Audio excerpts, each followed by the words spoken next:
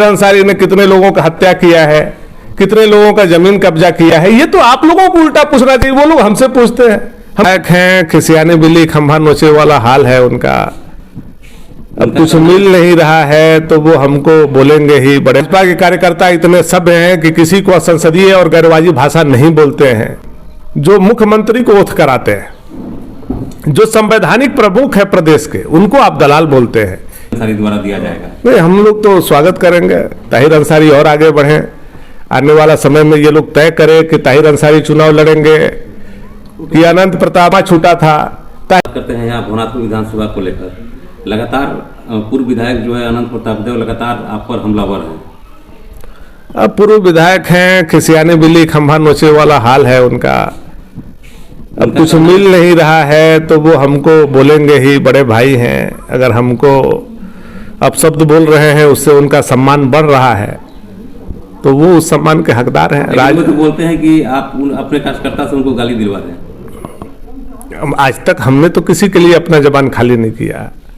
मैं जो भी बात बोलता हूं राजनीतिक बात बोलता हूं। हमारे कार्यकर्ता, भाजपा के कार्यकर्ता इतने सभ्य हैं कि किसी को असंसदीय और गैरवाजी भाषा नहीं बोलते हैं। लेकिन किस तरह से उनका वीडियो जो आप लोगों ने डाला है, किस तरह से उन्होंने हमारे बारे में बोला, गवर्नर के बारे में बोला, महामहिम जो मुख्यमंत्री को ओथ कराते हैं, जो संवैधानिक प्रमुख है प्रदेश के, उनको आप दलाल बोलते हैं। ये आपकी सोच है। ये आप कैसे राजघराना के अपने आप को बताते हैं और राजघराना का भाषा का स्तर इतना नीचे गिर जाएगा, कभी हम लोगों ने सोचा नहीं था। आप जब राज्यपाल पर जो कमेंट किए थे उसके बाद उन्होंने कहा कि नहीं, अब भानु की हर बात का करारा जवाब मेरे और ताहिर अंसारी द्वारा दिया जाएगा। नहीं, हम लोग तो स्वागत करेंगे ताहिर अंसारी और आगे बढ़े। आने वाला समय में ये लोग तय करें कि ताहिर अंसारी चुनाव लड़ेंगे कि अनंत प्रताप देव जी चुनाव लड़ेंगे, ताहिर अंसारी जी को बोर्ड निगम मिलेगा कि नहीं मिलेगा, कि उनको भी धोखा मिलेगा, तो ये सब चीज तय करना अभी बाकी है। जो सम्मेलन करा रहे हैं उसमें तो क्लियर हो चुका है, ये कहा जा रहा है कि पूर्व विधायक ही चुनाव लड़ेंगे। पूर्व विधायक कौन पार्टी में है? यहाँ कौन पार्टी का सीट है? कांग्रेस का। तो अभी तो अलायंस हुआ ही नहीं है, अभी तो अलायंस होना बाकी है। ताहिर अंसारी किस दल के थे? बहुजन समाज पार्टी के। बहुजन समाज पार्टी क्या अपना प्रत्याशी यहाँ लड़ाएगी कि नहीं लड़ाएगी? बहुत सारा राजनीतिक विषय, अभी तो खेल शुरू हुआ है। एक और आरोप लगाते हैं कि आप बालचौरा पर जनता को गुमराह कर रहे हैं। देखिए, बालचौरा पुल, नगर उटारी से लेकर के अंबा खोरिया सड़क, अंबा खोरिया से लेकर के मिराल सड़क और डंडई से लेकर के पनघटवा तक लवाही होते हुए सड़क, ये 4 योजना का 2019 में टेंडर हो गया, निविदा हो गया और आप लोग गवाह हैं कि उसमें काम लगा।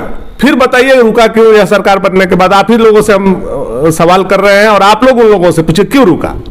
ये चारों योजना जो लगभग 400 करोड़ रुपया का योजना है, सरकार बनने से पहले काम लगा हुआ रहता है, सरकार बनने के बाद रुक जाता है। कौन दोषी है? कोई भी विधायक अपने क्षेत्र का काम रुकवाएगा क्या? रुकवाएगा तो 2 दिन, 4 दिन, 10 दिन, महीना दिन रुकवाएगा, 3-3, साढ़े 3 साल रुकवाएगा क्या? इसके पीछे कौन सा कारण है? कौन लोग कोर्ट गए? यह जांच का विषय है और कोर्ट जब आप जाएंगे तो पाएंगे कि इसके पीछे राजनीतिक द्वेष से अनंत प्रताप देव जी ने, ताहिर जी ने लोगों को प्रभोग करके कोर्ट भेजने का काम किया। अब हम लोग 3-3 साल में हमने, सांसद जी ने अपने पॉकेट से वकील रख करके लड़ाई लड़ा और आज कोर्ट में जीत हुई, न्याय की जीत हुई। और उसके बाद एक सड़क में काम लगा है, दूसरा सड़क में काम लगने वाला है और उसमें भी बहुत जल्द लगेगा।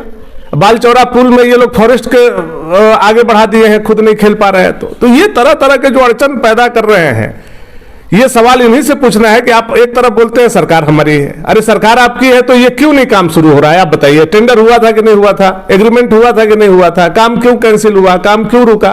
तो ये जवाब सरकार के प्रतिनिधि के नाते तो आपको देना चाहिए। तो आप सवाल हमसे कर रहे हैं। मैं तो प्रमाण के साथ दिखा सकता हूं ना कि इतने तारीख को एग्रीमेंट हुआ, इतने तारीख को कैबिनेट से पास हुआ, इतने तारीख को टेंडर हुआ, चारों योजना का। आपके पास प्रमाण है तो आप बताइए कि भानु प्रताप शाही जी कैसे अड़चन पैदा कर रहे हैं। हम तो कह रहे हैं कि सरकार अड़चन पैदा कर रही है। सरकार के द्वारा यह दिखाया जा रहा है कि भवनाथपुर विधानसभा क्षेत्र में विकास नहीं हो। अब आप बताइए, हमारे सांसद के प्रयास से, हमारे प्रयास से इंडस्ट्रियल कॉरिडोर भवनाथपुर में बनाने का प्रस्ताव हम लोगों ने भेजा। आज कितना महीना हो गया? 7 महीना से ऊपर हो गया। उपायुक्त का पत्र जाकर के सचिवालय में पड़ा हुआ है। मुख्यमंत्री उस पर कुंडली मार करके बैठे हुए हैं। इनको करना भी नहीं, इनको केवल फॉरवर्ड करना है कि भवनाथपुर में कॉरिडोर बन जाए। क्यों नहीं हमारे प्रस्ताव को ये केंद्र सरकार को भेज रहे हैं? एक प्रोसेस है ना कि भाई ये यहाँ से डीसी लिखेंगे, वो जाएगा राज्य में, राज्य लिखेगा केंद्र में जाएगा, केंद्र उसको सहमति देगी। तो आप क्यों कुंडली मार करके बैठे हुए हैं? इसलिए कि ये कॉरिडोर बन जाएगा तो बीजेपी का वाहवाही होगा, केंद्र का वाहवाही होगा, सांसद और विधायक का वाहवाही होगा। तो ये दोनों जो लोग हैं, इन लोगों के कहने पर एक मंत्री के पास ये लोग जाते हैं, मंत्री जाकर के मुख्यमंत्री के यहाँ बैठते हैं और हमारे यहाँ के विकास को रोका जा रहा है। लेकिन उनका कहना है कि बहुत जल्द पावर प्लांट बनेगा और यहाँ के लोगों को रोजगार हाँ, मिलेगा। पावर प्लांट तो बन ही गया है, तो धुआं फेंक रहा है। हम एक दिन जा रहे थे तो देखे भगवान घाटी के नीचे धुआं निकल रहा है। अब एकाएक अगर वो बन करके बाहर आ जाएगा तो बहुत अच्छी बात है, हम स्वागत करते हैं। चूंकि यही विधायक थे अनंत जी और मुख्यमंत्री थे हेमंत सोरेन जी। 2014 में उन लोगों ने शिलान्यास किया है फरवरी में।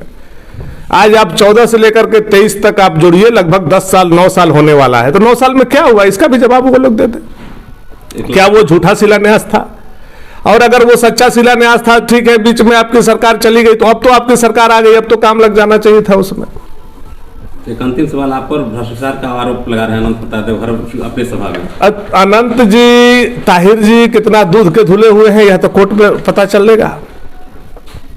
कोर्ट में जब सीबीआई गढ़ में गई थी तो वो दिन आप लोगों को याद है कि नहीं है? राज्यसभा में वोट किसने किसके लिए दिया था, किससे पैसा लिया था, किसका चश्मा छूटा था, ताहिर अंसारी ने कितने लोगों का हत्या किया है, कितने लोगों का जमीन कब्जा किया है। ये तो आप लोगों को उल्टा पूछना चाहिए, वो लोग हमसे पूछते हैं।